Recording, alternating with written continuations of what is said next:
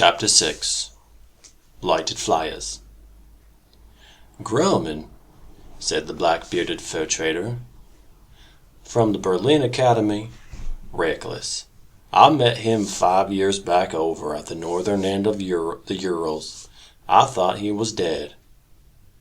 Sam Cansino, an old acquaintance and a Texan, like Lee Scoresby, sat in the naphtha-laden smoky bar of the Semersky Hotel and tossed back a shot glass of bitingly cold vodka.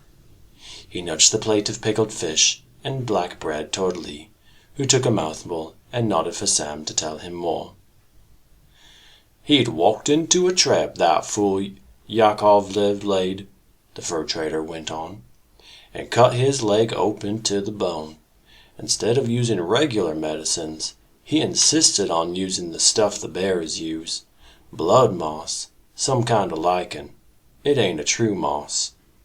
Anyway, he was lying on a sledge alternately roaring with pain and calling out instructions to his men. They were taking the star sights, and they had to get the measurements right or he'd lash them with his tongue. And boy, he had a tongue like barbed wire. A lean man, though, powerful, curious about everything. You know he was a Tartar by initiation?" "You don't say," said Lee Scoresby, tipping more vodka into Sam's glass. His demon Hester crouched at his elbow on the bar, eyes half closed as usual, ears flat along her back. Lee had arrived that afternoon, borne to Nova Zembla by the wind the witches had called up, and once he'd stowed his equipment, he made straight for the Semersky Hotel, near the fish-packing station. This was a place where many Arctic drifters stopped to exchange news, or look for employment, or leave messages for one another, and Lee Scoresby had spent several days there in the past, waiting for a contract, or a passenger, or a fair wind, so there was nothing unusual in his conduct now. And with the vast changes they sensed in the world around them, it was natural for people to gather and talk. With every day that passed came more news. The river Yenisei was free of ice, and at this time of year, too, part of the ocean had drained away, exposing strange regular formations of stone on the seabed. A squid 100 feet long had snatched 3 fishermen out of their boat and torn them apart. And the fog continued to roll in from the north, dense and cold and occasionally drenched with the strangest imaginable light, in which great forms could be vaguely seen, and mysterious voices heard. Altogether, it was a bad time to work, which was why the bar at the Semersky Hotel was full. "Did you say Grumman?"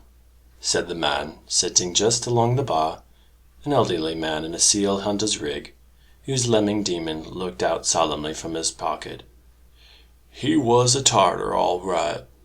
I was there when he joined that tribe. I saw him having his skull drilled. Had another name, too, a Tartar name. I'll think of it in a minute." "Well, how about that?" said Lee Scoresby. "Let me buy you a drink, my friend. I'm looking for news of this man. What tribe was it he had joined?" "The Yenisei Pakhtars, at the foot of the Semyonov Range, near the fork of the Yenisei and I forgot what it's called, a river that comes down from the hills. There's a rock the size of a house at the landing stage." "Ah, sure," said Lee. "I remember it now. I've flown over it. And Grumman has his skull drilled, you say? Why was that?" "He was a shaman," said the old seal hunter. "I think the tribe recognized him as a shaman before they adopted him. Some business, that drilling. It goes on for 2 nights and a day. They use a bow drill, like for lighting a fire." "Ah, that accounts for the way his team was obeying him," said Sam Cansino. "They were the roughest bunch of scoundrels I ever saw, but they ran around doing his bidding like nervous children. I thought it was his cursing that did it. If they thought he was a shaman, it'd make even more sense. But you know, that man's curiosity was as powerful as a wolf's jaws. He would not let go. He made me tell him every scrap I knew about the land thereabouts, and the habits of the wolverines and foxes. And he was in some pain from that damned trap of Yakovlev's leg, laid open, and he was writing the results of that blood moss, taking his temperature, watching that scar form, making notes on every damn thing. A strange man. There was a witch who wanted him for a lover, but he turned her down. "Is that so?" said Lee, thinking of the beauty of Seraphina Pekkala. "He shouldn't have done that," said the seal hunter. "A witch offers you her love, you should take it. If you don't, it's your own fault if bad things happen to you. It's like having to make a choice, a blessing or a curse. The one thing you can't do is choose neither." "He might have had a reason," said Lee. "If he had had any sense, it will have been a good one." "He was headstrong," said Sam Cancino. "Maybe faithful to another woman," Lee guessed. "I heard something else about him. I heard he knew the whereabouts of some magic object. I don't know what it might be that could protect anyone who held it. Did you ever hear that story?" "Yes, I heard that," said the seal hunter. "He didn't have it himself, but he knew where it was. There was a man who tried to make him tell, but Grumman killed him." "His demon, now," said Sam Cancino. "That was curious. She was an eagle, a black eagle, with a white head and breast, of a kind I'd never set eyes on, and I didn't know how she might be called." "She was an osprey," said the barman, listening in. "You're talking about Stan Grumman? His demon was an osprey, a fish eagle." "Well, what happened to him?" said Lee Scoresby. "Oh, he got mixed up in the Skraeling wars over to Berryland. Last I heard he'd been shot," said the seal hunter. "Killed outright."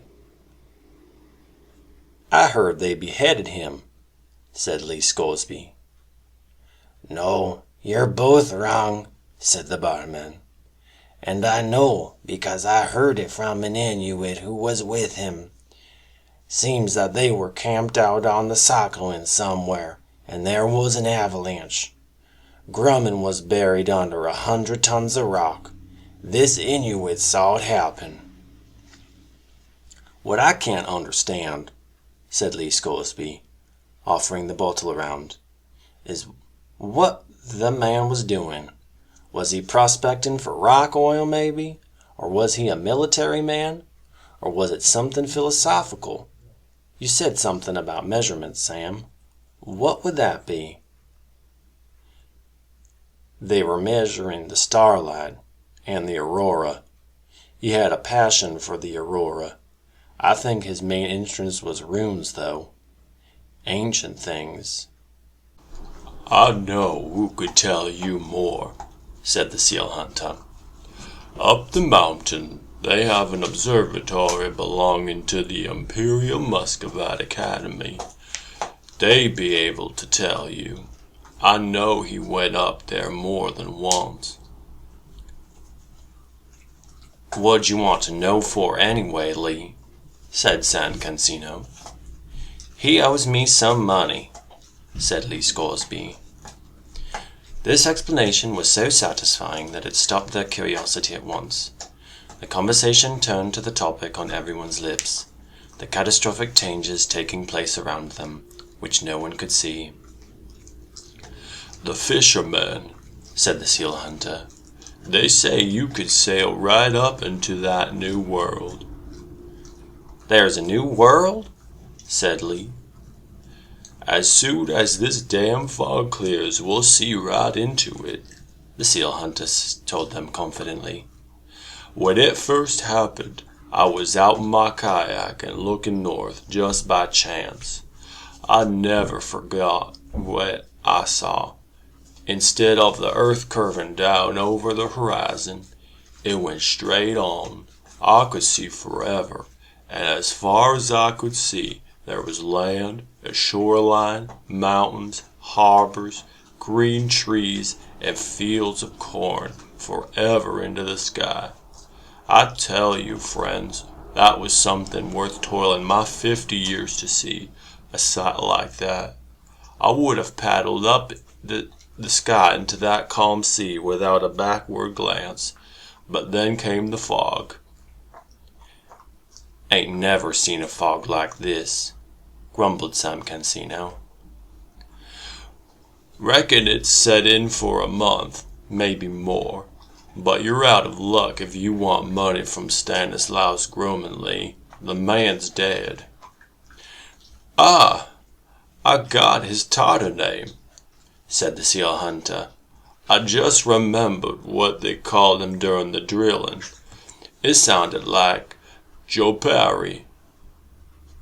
Joe Parry?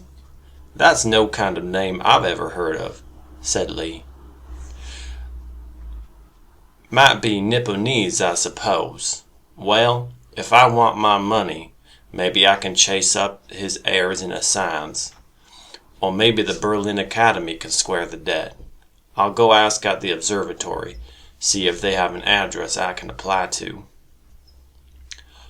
The observatory was some distance to the north, and Lee Scoresby hired the dog's sledge and driver. It wasn't easy to find someone willing to risk the journey in the fog, but Lee was persuasive, or his money was, and eventually an old Tartar from the Arbor region agreed to take him there, after a lengthy bout of haggling. The driver didn't rely on a compass, or he would have found it impossible. He navigated by other signs, his Arctic fox demon for one, who sat at the front of the sledge keenly scenting the way. Lee, who carried his compass everywhere, had realized already that the Earth's magnetic field was as disturbed as everything else. The old driver said as they stopped to brew coffee, "This happened before, this thing." "What? The sky opening? That happened before?" "Many thousand generation. My people remember, as all long time ago, many thousand generation." "What do they say about it?" "The sky fall open. The spirits move between this world and that world. All the lands move. The ice melt then freeze again. The spirits close up the hole after a while, seal it up. But witches say the sky is thin there, up behind the northern lights." "What's going to happen, Umak?"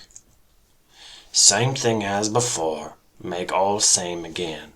But only after big trouble, big war, a spirit war." The driver wouldn't tell him any more, and soon they moved on, tracking slowly over undulations and hollows, and past outcrops of dim rock, dark through the pallid fog, until the old man said, "Observatory up there. You walk now. Path too crooked for sledge. You won't go back. I'll wait here." "Yeah, I won't go back when I'm finished, Umak. You make yourself a fire, my friend, and sit and rest a spell. I'll be 3-4 hours, maybe." Lee Scoresby set off, with Hester tucked into the breast of his coat, and after half an hour's stiff climb found a clump of buildings suddenly above him, as they'd just been placed there by a giant hand. But the effect was only due to a momentary lifting of the fog, and after a minute it closed again.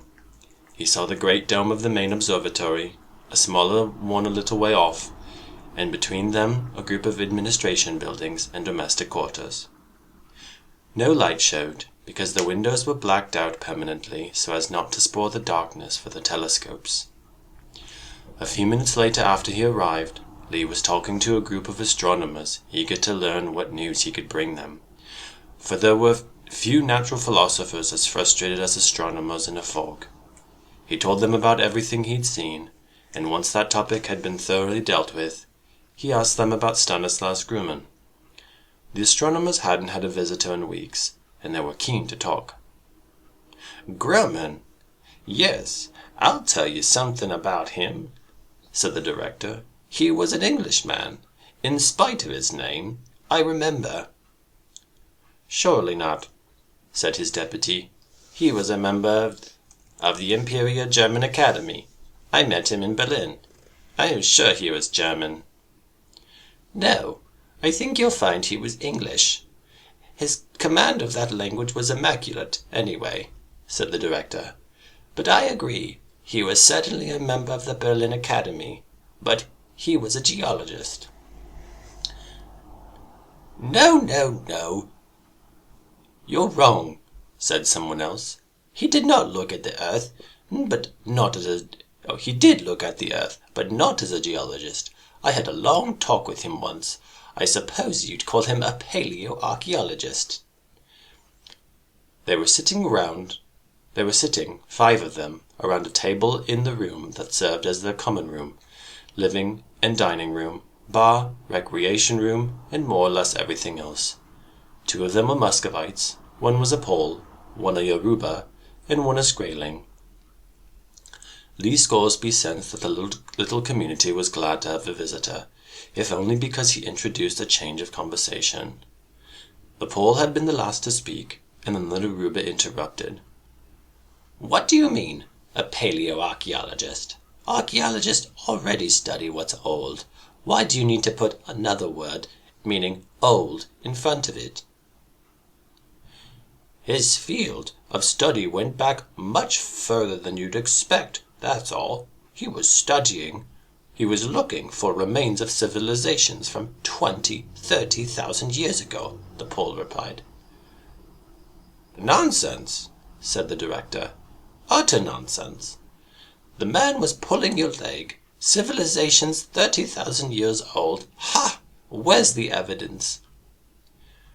Under the ice, said the Pole. That's the point. According to Grumman, the Earth's magnetic field changed dramatically at various times in the past, and the Earth's axis actually moved too, so the temperature areas became icebound. How? Said one of the Muscovites. Oh, he had some complex theory. The point was, any evidence there might have been for early civilizations was long since buried under the ice. He claimed to have some photograms of unusual rock formations. Ha! Is that all? Said the director. I'm only reporting, not defending him, said the Pole. How long had you known Grumman, gentlemen? Lee Scoresby asked. Well, let me see, said the director. It was 7 years ago I met him for the first time. He made a name for himself a year or 2 before that, with his paper on the variations in the magnetic pole, said the Yoruba. But he came out of nowhere. I mean, no one had known him as a student or seen any of his previous work. They talked on for a while, contributing reminiscences and offering suggestions as to what might have become of Grumman, though most of them thought he was probably dead. While the Pole went to brew some more coffee, Lee's hair demon, Hester, said to him quietly, "Check out the Skraeling, Lee." The Skraeling had spoken but very little. Lee had thought he was naturally taciturn, but prompted by Hester, he casually glanced across during the next break in the conversation to see the man's demon, a snowy owl glaring at him with bright orange eyes. Well, that was what owls looked like, and they did stare, but Hester was right. There was a hostility and suspicion in the demon that the man's face showed nothing of. And then Lee saw something else. The Skraeling was wearing a ring with the church's symbol engraved on it. Suddenly he realized the reason for the man's silence. Every philosophical research establishment, so he'd heard, had to include on its staff a representative of the magisterium, to act as censor and suppress any news of heretical discoveries.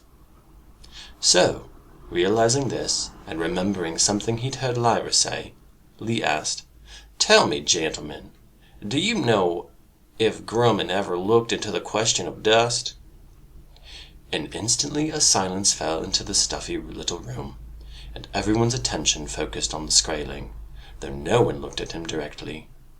Lee knew that Hester would remain inscrutable, with her eyes half closed and her ears flat along her back, and he put on a cheerful innocence as he looked from face to face. Finally, he settled on the Skraeling and said, "I beg your pardon. Have I asked about something it's forbidden to know?" The Skraeling said, "Where did you hear mention of this subject, Mr. Scoresby?" "From a passenger I flew across the sea a while back," Lee said easily. "They never said what it was, but from the way it was mentioned, it seemed like the kind of thing Dr. Grumman might have inquired into. I took it to be some kind of celestial thing, like the aurora, but it puzzled me, because as an aeronaut I know the skies pretty well, and I never come across this stuff. What is it anyhow?" "As you say, a celestial phenomenon," said the Skraeling. "It has no practical significance." Presently, Lee decided it was time to leave. He had learned no more, and didn't want to keep Umag waiting. He left the astronomers to their fog-bound observatory, and set off down the track, feeling his way along by following his demon, whose eyes were closer to the ground. And when they were only 10 minutes down the path, something swept past his head in the fog and dived at Hester. It was the Skraeling's owl demon. But Hester sensed her coming and flattened herself in time, and the owl's claws just missed. Hester could fight. Her claws were sharp too, and she was tough and brave. Lee knew that the Skraeling himself must be close by, and reached for the revolver at his belt. "Behind you, Lee," Hester said, and he whipped around, diving as an arrow hissed over his shoulder. He fired at once. The Skraeling fell, grunting, as the bullet thudded into his leg. A moment later the owl demon, wheeling on silent wings, swooped with a clumsy fainting movement to his side, and lay half on the snow, struggling to fold her wings. Lee Scoresby cocked his pistol and held it to the man's head. "Right, you damn fool," he said.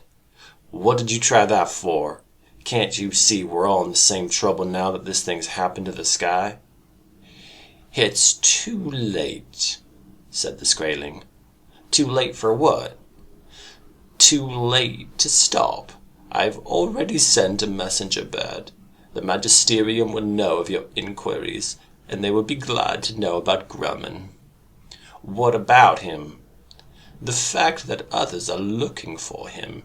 It confirms that what we thought, and that others know of dust. You are an enemy of the Church, Lee Scoresby. By their fruits shall ye be known, by their questions shall ye see the serpent gnawing at their heart." The owl was making soft hooting sounds, and raising and dropping her wings fitfully. Her bright orange eyes were filming over with pain. There was a gathering red stain in the snow around the Skraeling. Even in the fog-thick dimness, Lee could see that the man was going to die. "Reckon my bullet must have hit an artery," he said. "Let go of my sleeve and I'll make a tourniquet." "No," said the Skraeling harshly. "I'm glad to die. I shall have a martyr's palm. You will not deprive me of that." "Then die if you want to. Just tell me this." But he never had the chance to complete his question, because with a bleak little shiver the owl demon disappeared. The Skraeling's soul was gone. Lee had once seen a painting in which a saint of the church was shown being attacked by assassins. While they bludgeoned his dying body, the saint's demon was borne upward by cherubs and offered a spray of palm, the badge of a martyr. The Skraeling's face now bore the same expression as the saint's in the picture, an ecstatic straining towards heaven. Lee dropped him in distaste. Hester clicked her tongue. Shoulda reckoned he'd send a message, she said. Take his ring. What the hell for? We ain't thieves, are we? No, we're renegades, she said. Not by our choice, but by his malice. Once the church learns about this, we're done for anyway. Take every advantage we can in the meantime. Go on, take the ring and stow it away, and maybe we could use it. Lee saw the sense and took the ring off the dead man's finger. Peering into the gloom, he saw that the path was edged by a steep drop into rocky darkness, and he rolled the Scranling's body over. It fell for a long time before he heard any impact. Lee had never enjoyed violence, and he hated killing, although he'd had to do it 3 times before. No sense in thinking that, said Hester. He didn't give us a choice, and we didn't shoot to kill. Damn it, Lee, he wanted to die. These people are insane. I guess you're right, he said, and put the pistol away. At the foot of the path they found the driver, with the dogs harnessed and ready to move. Tell me, Umak, Lee said as they set off back towards the fish packing station. Have you ever heard of a man called Grumman? Oh, sure, said the driver. Everybody know Dr. Grumman. Did you know he had a Tartar name? Not Tartar. You mean Jopari, not Tartar. What happened to him? Is he dead? You ask me that, I have to say I don't know. So you never know the truth from me. I see. So who can I ask? You better ask his tribe. Better go to the Yenisei, asking them. His tribe? You mean the people who initiated him, who drilled his skull? Yes. You better ask them. Maybe he not dead. Maybe he is. Maybe neither dead nor alive. How can he be neither dead nor alive? In spirit world. Maybe he in spirit world. Already I say too much. Say no more now. And he did not. But when they returned to the station, Lee went at once to the docks and looked for a ship that could give him passage to the mouth of the Yenisei. Meanwhile, the witches were searching too. The Latvian queen, Rutisgadi, flew with Seraphina Pekala's company for many days and nights, through fog and whirlwind, over regions devastated by flood or landslide. It was certain that they were in a world none of them had known before, with strange winds, strange scents in the air, great unknown birds that attacked them on sight and had to be driven off with volleys of arrows. And when they found land to rest on, the very plants were strange. Still, some of those plants were edible, and they found rabbits that made a tasty meal, and there was no shortage of water. It might have been a good land to live in, but for the spectral forms that drifted like mist over the grasslands and congregated near streams and low-lying water. In some lights they were hardly there at all, just visible as a drifting quality in the light, a rhythmic evanescence, like veils of transparency turning before a mirror. The witches had never seen anything like them before, and mistrusted them at once. "Are they alive, do you think, Seraphina Pekala?" said Rutisgadi, as the witches circled high above a group of things that stood motionless at the edge of a tract of forest. "Alive or dead, they're full of malice," Seraphina replied. "I can feel that from here, and unless I know what weapon could harm them, I wouldn't want to go closer than this." The spectres seemed to be earthbound, without the power of flight, luckily for the witches. Later that day, they saw what the spectres could do. It happened at a river crossing, where a dusty road went over a low stone bridge beside a stand of trees. The late afternoon sun slanted across the grassland, drawing an intense green out of the ground and a dusty gold out of the air, and in that rich oblique light the witches saw a band of travellers making for the bridge, some on foot, some in horse-drawn carts, 2 of them riding horses. Seraphina caught her breath. These people had no demons, and yet they seemed alive. She was about to fly down and look more closely, when she heard a cry of alarm. It came from a rider on the leading horse. He was pointing at the trees, and as the witches looked down, they saw a stream of those spectral forms pouring across the grass, seeming to flow with no effort toward the people, their prey. The people scattered. Seraphina was shocked to see the leading rider turn tail at once and gallop away, without staying to help his comrades, and the second rider did the same, escaping as fast as he could in another direction. "Fly lower and watch, sisters," Seraphina told her companions, "but don't interfere till I command." They saw that the little band contained children as well, some riding in their carts, some walking beside them, and it was clear that the children couldn't see the spectres, and the spectres weren't interested in them. They made instead for the adults. One old woman seated on the cart held 2 little children on her lap, and Rutascadi was angered by her cowardice, because she tried to hide behind them and thrust them out toward the spectre that approached her.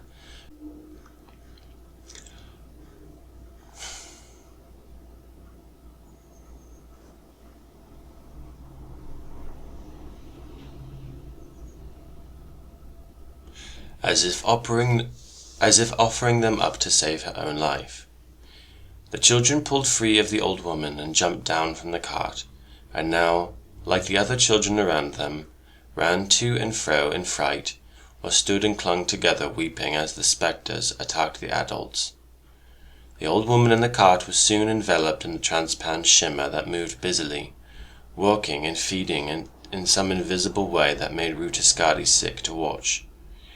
The same fate befell every adult in the party, apart from the 2 which had fled on their horses. Fascinated and stunned, Seraphina Pekkala flew down even closer. There was a father with his child who had tried to ford the river to get away, but the spectre had caught up with them, and as the child clung to the father's back, crying, the man slowed down and stood waist deep in the water, arrested and helpless. What was happening to him? Seraphina hovered above the water a few feet away, gazing horrified. She had heard from travellers in her own world of legend of the vampire, and she thought of that as she watched the spectre busy gorging on. Some quality the man had, his soul, his demon, perhaps, for in this world, evidently, demons were inside, not outside. His arms slackened under the child's thighs, and the child fell into the water behind him and grabbed vainly at his hand, gasping, crying, but the man only turned his head slowly and looked down with perfect indifference at his little son drowning beside him. That was too much for Seraphina. She swooped lower and plucked the child from the water, and as she did so, Rutascadi cried out, "Be careful, sister! Behind you!" And Seraphina felt just for a moment a hideous dullness at the edge of her heart, and reached out and up for Rutascadi's hand, which pulled her away from the danger. They flew higher, the child screaming and clinging to her waist with sharp fingers, and Seraphina saw the spectre behind her, a drift of mist swirling on the water, casting about for its lost prey. Rutascadi shot an arrow into the heart of it, with no effect at all. Seraphina put the child down on the river bank, seeing that it was in no danger from the spectres, and they retreated to the air again. The little band of travellers had halted for good now. The horses cropped the grass or shook their heads at flies. The children were howling or clutching one another and watching from a distance, and every adult had fallen still, Their eyes were open, some were standing, though most had sat down, and a terrible stillness hung over them. As the last of the spectres drifted away, sated, Seraphina flew down and alighted in front of a woman sitting on the grass, a strong, healthy looking woman, whose cheeks were red and whose fair hair was glossy. "Woman," said Seraphina. There was no response. "Can you hear me? Can you see me?" She shook her shoulder. With an immense effort the woman looked up. She scarcely seemed to notice. Her eyes were vacant, and when Seraphina pinched the skin of her forearm, she merely looked down slowly, and then away again. The other witches were moving through the scattered wagons, looking at the victims in dismay. The children, meanwhile, were gathering in a little knoll some way off, staring at the witches and whispering together fearfully. "The horseman's watching," said a witch. She pointed up to where the road led through a gap in the hills. The rider who'd fled had reined in his horse and turned around to look back, shading his eyes to see what was going on. "We'll speak to him," said Seraphina, and sprang into the air. However the man had behaved when faced with the spectres, he was no coward. As he saw the witches approach, he unslung the rifle from his back, and kicked the horse forward onto the grass, where he could wheel and fire and face them in the open. But before Seraphina Pegula alighted slowly, and held her bow out before laying it on the ground in front of her. Whether or not they had that gesture here, its meaning was unmistakable. The man lowered the rifle from his shoulder and waited, looking for Seraphina to the other witches, and up to the demons too, who circled in the skies above. Women, young and ferocious, dressed in scraps of black silk, and riding pine branches through the sky. There was nothing like that in this world. But he faced them with calm wariness. Seraphina, coming closer, saw sorrow in his face as well, and strength. It was hard to reconcile with the memory of his turning tail and running while his companions perished. "Who are you?" he said. "My name is Seraphina Pegula. I am the queen of the witches of Lake Inara, which is in another world. What is your name?" "Who are you?" he said. "My name is Seraphina Pegula, and I am the queen of the witches of Lake Inara, which is in another world. What is your name?" "Joachim Lorenz. A witches, you say? Do you treat with the devil, then?" "If we did, would that make us your enemy?" He thought for a few moments, and settled his rifle against his thighs. "It might have done once," he said, "but times have changed. Why have you come to this world?" "Because the times have changed. What are those creatures who attacked your party?" "Well, the spectres," he said, shrugging, half astonished. "Don't you know the spectres?" "We've never seen them in our world. We saw you making your escape, and we didn't know what to think. Now I understand." "There is no defense against them," said Joachim Lorenz. "Only the children are untouched. Every party of travelers has to include a man and a woman on horseback by law, and they have to do what we did, or else the children will have no one to look after them. But times are bad now. The cities are thronged with spectres, and there used to be no more than a dozen or so in each place." Rutascati was looking around. She noticed the other rider moving back toward the wagons, and saw that it was indeed a woman. The children were running to meet her. "But tell me, what are you looking for?" Joachim Lorenz went on. "You didn't answer me before. You wouldn't have come here for nothing. Answer me now." "We're looking for a child," said Seraphina. "A young girl from our world. Her name is Lyra Belacqua, called Lyra Silvertongue. But where she might be, in a whole world, we can't guess. You haven't seen a strange child on her own?" "No, but we saw angels the other night making for the pole." "Angels?" "Troops of them, in the air, armed and shining. They haven't been so common in the last years, though my grandfather's time they passed through this world often, or so he used to say." He shaded his eyes and gazed down toward the scattered wagons, the halted travelers. The other rider had dismounted now, and was comforting some of the children. Seraphina followed his gaze and said, "If we camp with you tonight and keep guard against the spectres, will you tell us more about this world, these angels you saw?" "Certainly I will. Come with me." The witches helped to move the wagons farther along the road, over the bridge and away from the trees where the spectres had come from. The stricken adults had to stay where they were, though it was painful to see the little children clinging to a mother who no longer responded to them, or tugging the sleeve of a father who said nothing and gazed into nothing, and had nothing in his eyes. The younger children couldn't understand why they had to leave their parents.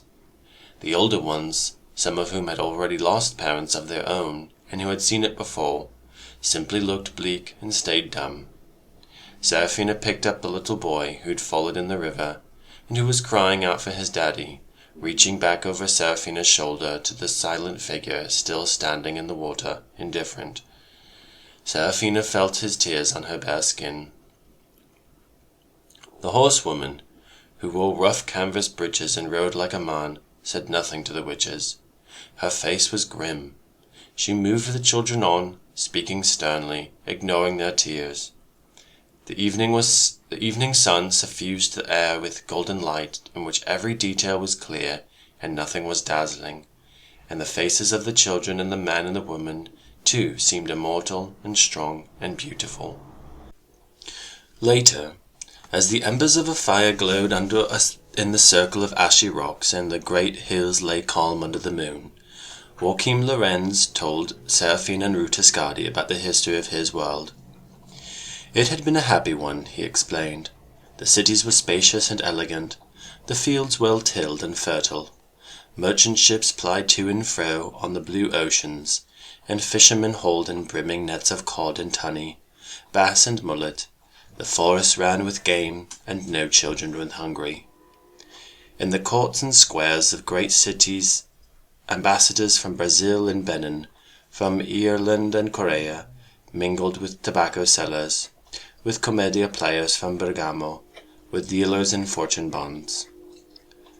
At night, masked lovers met under rose-hung colonnades, or in the lamplit gardens, and the air stirred with the scent of jasmine, and throbbed to the music of the wire-strung mandarin. The witches listened wide-eyed to this tale of a world so like theirs, and yet so different. "But it went wrong," he said. 300 years ago, it all went wrong. Some people reckon the Philosopher's Guild of the Torre degli Angeli, the Tower of the Angels, in the city we have just left, they are the ones to blame. Others say it was judgment on us for some great sin, though I've never heard of any agreement about what that sin was. But suddenly out of nowhere there came the spectres, and we have been haunted ever since. You've seen what they do, and now imagine what it is to live in a world with spectres in it. How can we prosper when we can't rely on anything continuing as it is? At any moment a father might be taken, or a mother, and all in the family fall apart.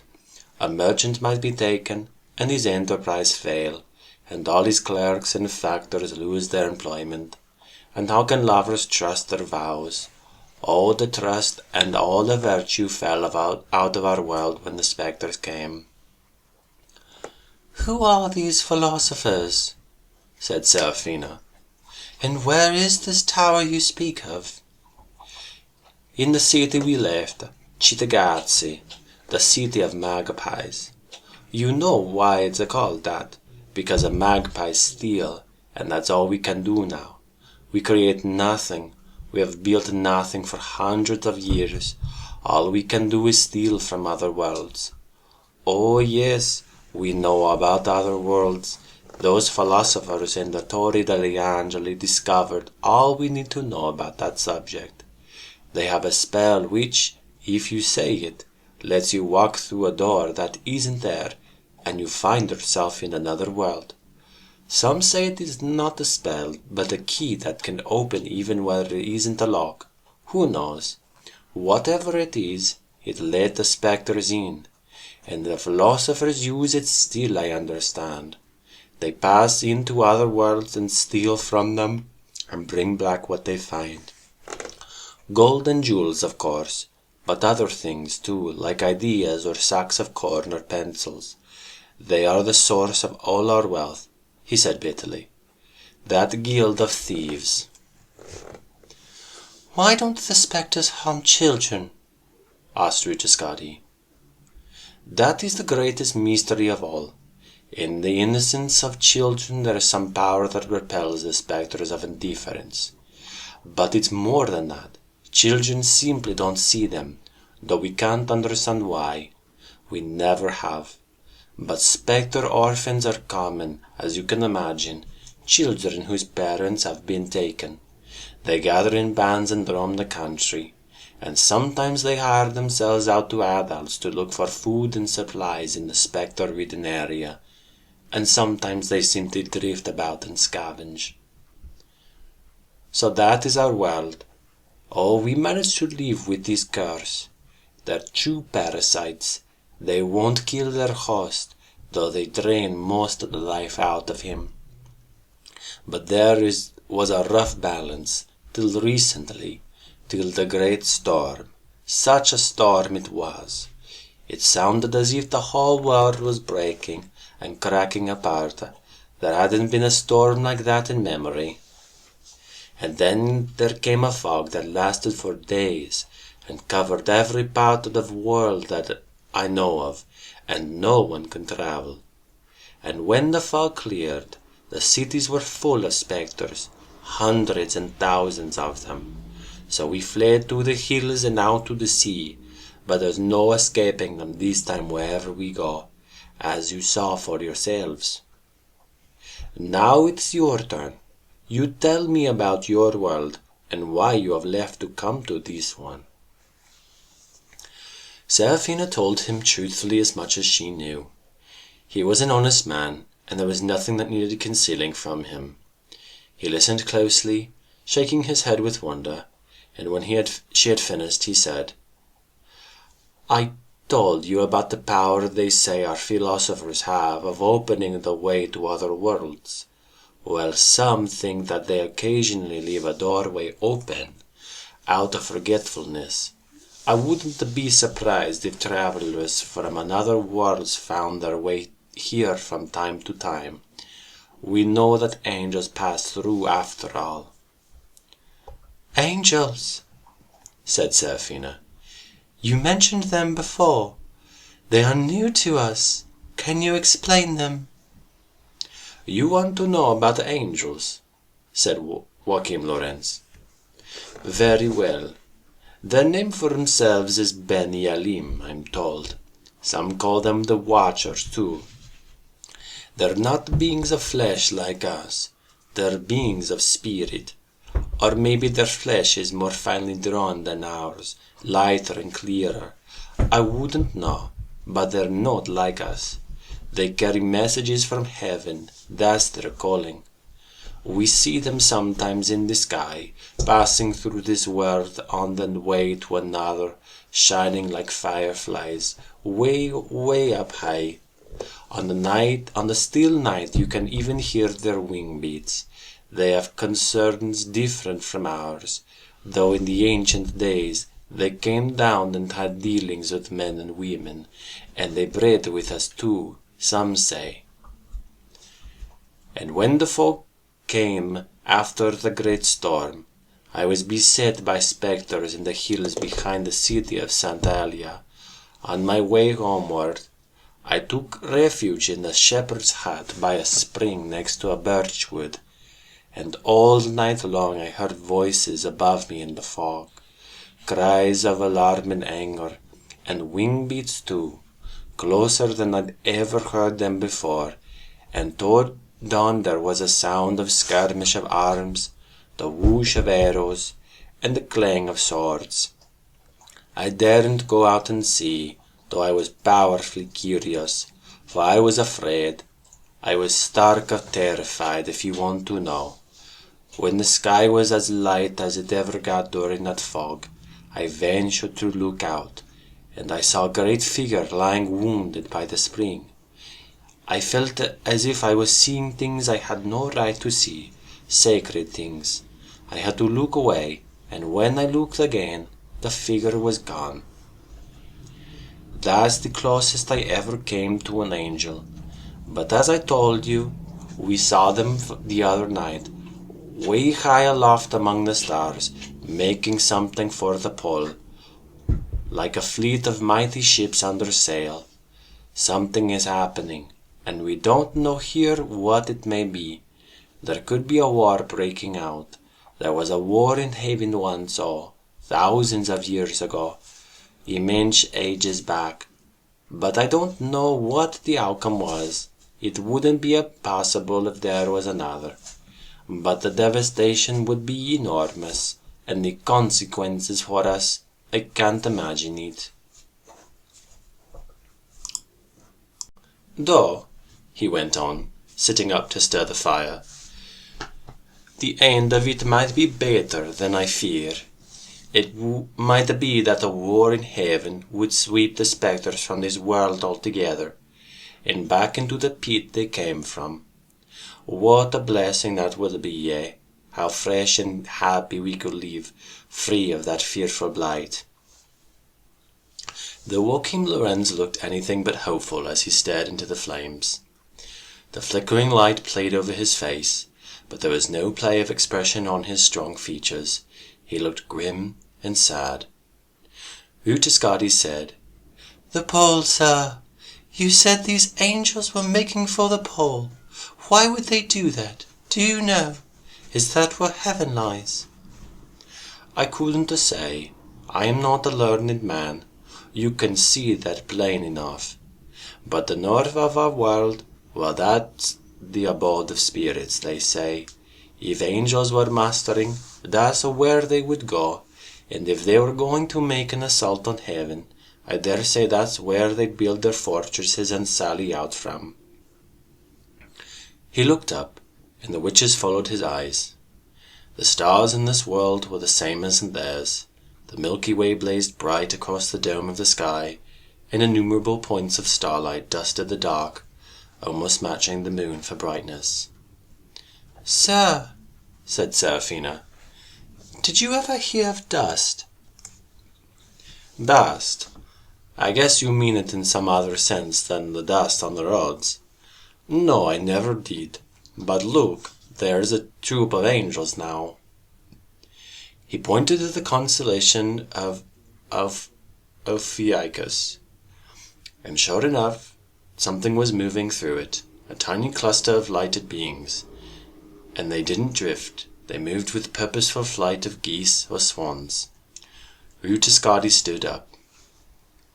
"Sister, it's time I parted from you," she said to Seraphina. "I'm going to speak to these angels, whatever they may be. If they're going to Lord Asriel, I'll go with them. If not, I'll search them myself. Thank you for your company, and go well." They kissed, and Utiscati took her cloud pine branch and sprang into the air. Her demon Sergei, a blue throat, sped out of the dark alongside her. "We're going high," he said. "As high as those lighted flyers in Ophiuchus. They're going swiftly, Sergei. Let's catch them." And she and her demon raced upward, flying quicker than sparks from a fire, the air rushing through the twigs on her branch and making her black hair stream out behind. She didn't look back at the little fire in the wide darkness, at the sleeping children and her witch companions. That part of her journey was over, and, besides, those glowing creatures ahead of her were no larger yet, and unless she kept her eye on them they were easily lost against the great expanse of starlight.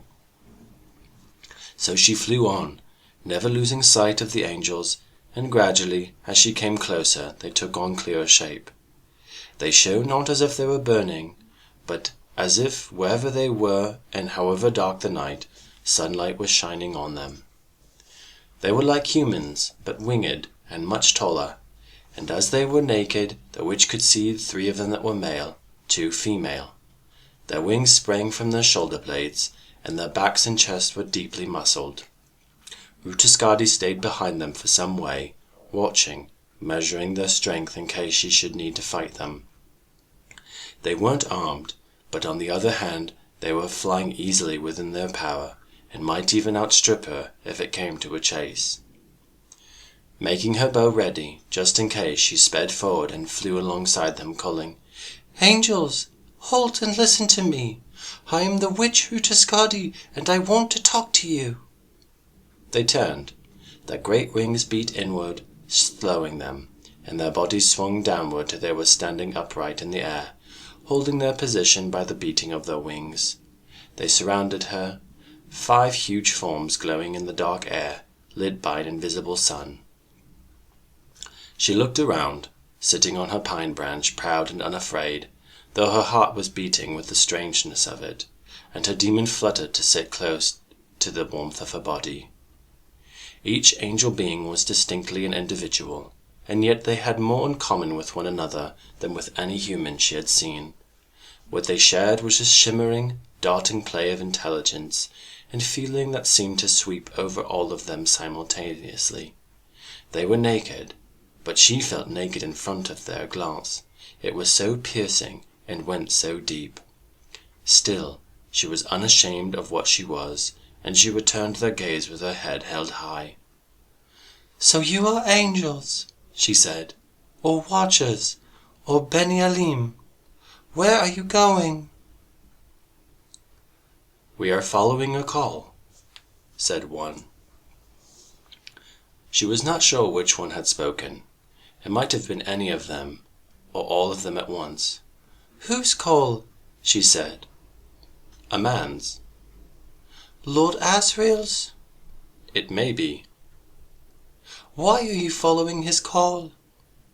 "Because we are willing to," came the reply. "Then wherever he is, you can guide me to him as well," she ordered them. Utascadi was 416 years old, with all the pride and knowledge of an adult witch queen. She was wiser by far than any short-lived human, but she had not the slightest idea of how like a child she seemed beside these ancient beings.